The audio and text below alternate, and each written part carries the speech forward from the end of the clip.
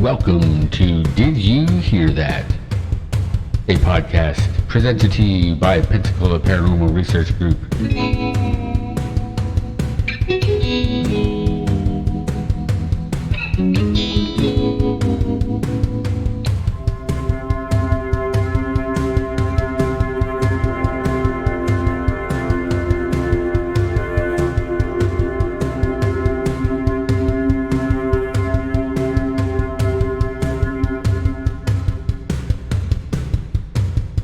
Sit back and enjoy today's podcast with your host, Jason Balbuena.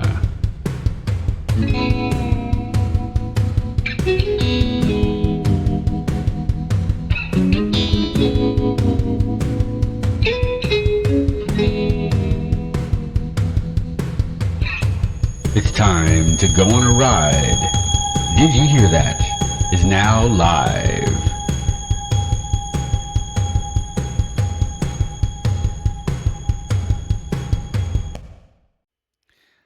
Hello, ladies and gentlemen, and welcome to another episode of Did You Hear That? Presented by the Pensacola Paranormal Research Group. I am your host, Jason Balbuena.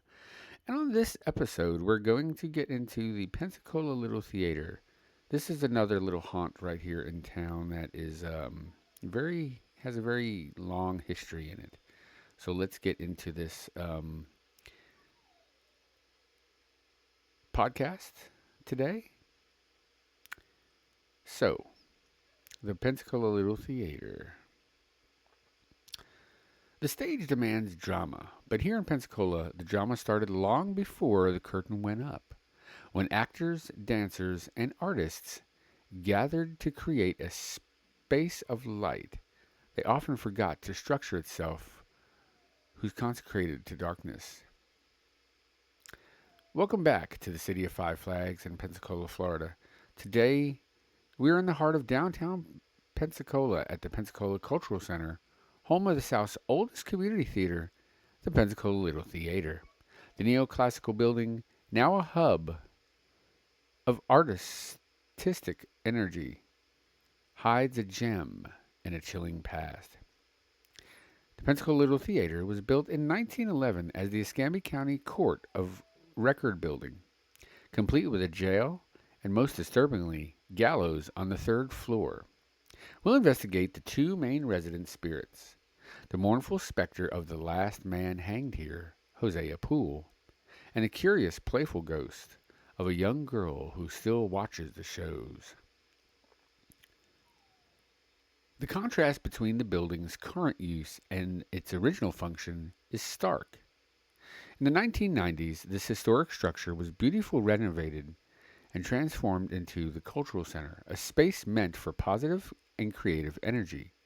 But from 1912 to 1978, these walls were synonymous with justice, judgment, and confinement. The building contained courtrooms, the judge's chambers, and the county jail cells. Imagine the intense emotions embedded here, the desperation of defendants, the anger of the condemned, and the sorrow of those imprisoned. This isn't just residual energy, it's profound energy of finality. The most chilling feature was on the third floor. The architecture of the time sometimes included internal execution facilities.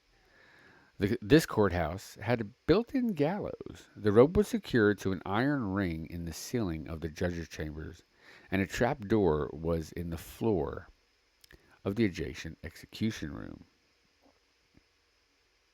The most notorious incident associated with those gallows occurred on July 31st, 1920. A man named Hosea Poole, convicted of murdering his own brother, was the last person executed in that spot.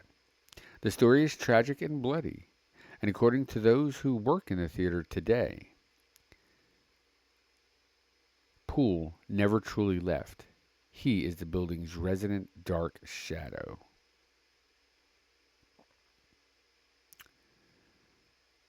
The building later served other court functions before finally closing in 1978.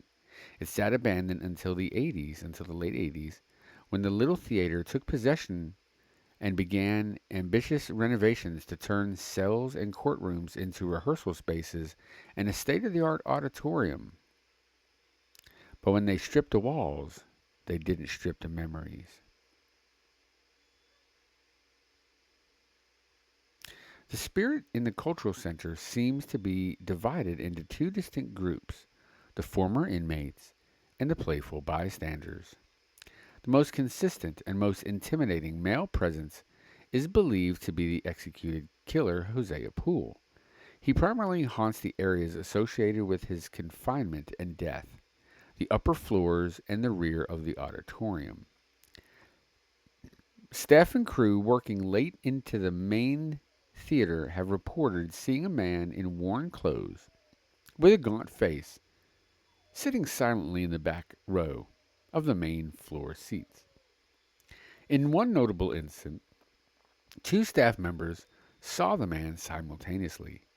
They turned to look at each other, and when they turned back, the man was gone, only to instantly reappear in a seat on the opposite side of the house. He is dark, sorrowful energy, forever waiting the final act.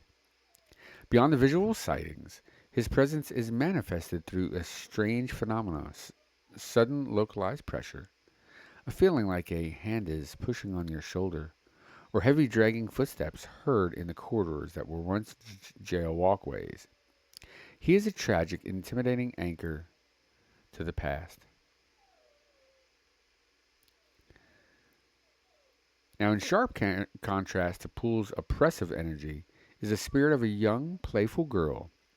She is most often seen skipping or running in the hallways and is believed to be from the 1920s or 30s. Witnesses describe her as wearing a simple blue or green dress. She is not menacing at all, just curious and whimsical. She's been spotted peering playfully from shadowed corners and is known for playing what staff call hide and seek. You catch a flash of movement, but when you turn to look directly, she's gone, and only to hear a faint giggle around the corner. It is speculated that she may have been the child of a staff member who lived in the area, or perhaps a child who simply loved the idea of the theater. Her favorite haunting activity is said to be observing. Workers have gotten the distinct feeling of her peering over their shoulders as they work on props or sets in the basement, which was once the lower jail level. The theater is notorious for electronical and technical malfunctions, a common sign of poltergeist activity in performance spaces. Lights flicker on and off when the circuits are sound. Microphones suddenly cut out, and stage equipment moves on its own. Crew members, especially those involved in lighting, frequently report anomalies. Equipment that was firmly locked down is later found moved or adjusted. Some believe that this is residual energy from the dramatic courtroom trials, while others suggest it's spectral patrons, perhaps the frustrated that the current play isn't quite up to their standards. Let's look at some local lore. Pensacola Little Theater is still very active, and its staff, volunteers, and actors have countless ghost stories. The culture here embraces its haunted history. We have a chilling account from a former actress, Lisa, who was doing late night rehearsals.